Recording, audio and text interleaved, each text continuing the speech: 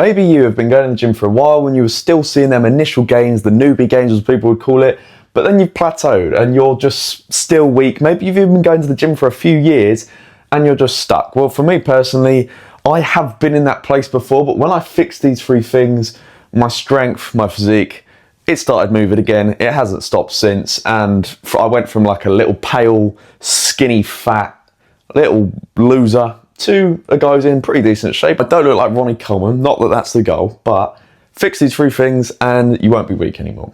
And the first thing you have to take a look at is the intensity of your actual workouts, because you'll see, especially if you go to like, if you live in the UK, you'll know like Pure Gyms and the gym groups, you'll see a lot of young kids in there, especially like teenagers. They'll just be sitting there resting for like 5 minutes, sitting on their phones, scrolling social media. You're not getting into the workout enough. You're not giving your muscles a reason to grow. You're not pushing like you should. You're not taking your lifts to failure or close to failure. I'm always working on like RPE. This is rate of perceived exertion, 9 or 10. And those are how I always lift, to be honest. It's either leaving none or 1 rep left in the tank. It depends on the lift, but going very, very close or to failure is incredibly important for you to actually stimulate muscle growth. And anyone who says it's not is just fucking wrong. Try and pick up after 3 years of lifting, pick up and just do the same weight for the same amount of easy reps. You ain't gonna grow, my friend. Fix the intensity of your lift. Have the timing of your workouts in between 30 to 60 minutes. These days, I'm getting if I don't do cardio, I am much closer to 30 minutes than I am to 60 minutes, but I'm getting very, very good quality workouts in that time frame. I'm resting as long as I need to. I'm not wasting any time. I'm focused into the workout. All my lifts are good. I'm doing 2 to 3 sets of failure or close to failure. And you don't need to be doing 2-hour workouts where you're doing 6 sets per exercise. This is something I used to do when I was much younger and less knowledgeable than I am now. And 2 hours is fucking ridiculous. Unless you're taking an unbelievable amount of gear, it's not necessary. 6 sets is unnecessary as well, because your results are going to come from your first 3 sets. And if you're doing 6, that's just fatigue. That's not going to stimulate any necessary muscle growth, because if you're doing 6 sets, that tells me you're not pushing hard enough on those sets. That's what you need to know about intensity.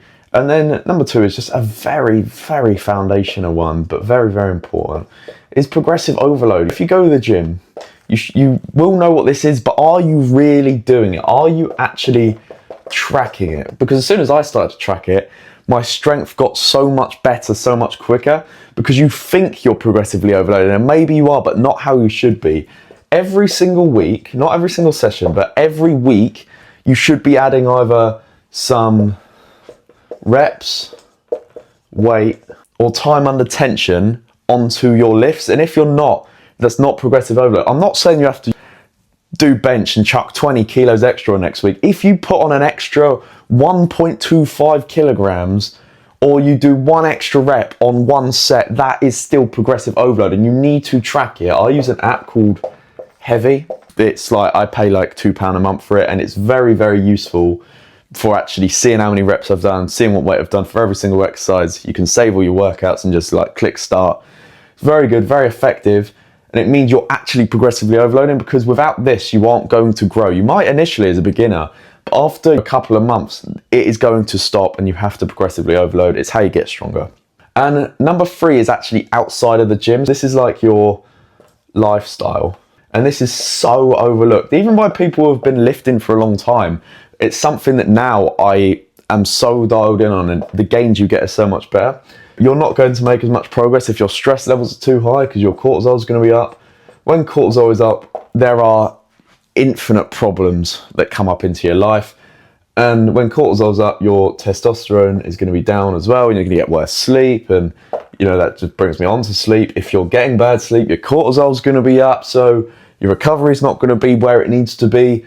You're not going to allow yourself to repair your muscles and actually prime your nervous system for the next training session. Obviously, you've got your diet as well. You can't out-train a bad diet. If you're eating loads of processed foods, not enough protein, not getting enough healthy fats in and carbs in around your workouts, you're going to have weak lifts. You're going to feel like shit. You're not going to put on muscle correctly. And obviously rest as well. If you're doing 2-hour gym sessions going in 5-6 days a week, your cortisol is gonna be fucked. Your rest is just gonna be non-existent. You're not gonna grow. You're just gonna be stressing out your body unnecessarily. Go 4 to 5 times a week and do 30 to 60 minute gym sessions, and that is gonna be the most effective way to train. And if you apply all of this into your workouts, it's going to fix your problem of remaining weak. And this is what I apply and have applied to break through plateaus. But this is everything you need to know about fixing your weakness and breaking through plateaus. And if you want to know more about optimizing your training, becoming hard to kill, I've got a program that is testosterone focused, because if you learn to focus on your testosterone, you will majorly help your physique, how you look, but also just how you feel day to day as a man will improve if you fix your testosterone. If you want to check that out, there's going to be a link in the description for that. But I hope you enjoyed this video. I hope you found some value from it, and I'll see you in the next one. Goodbye.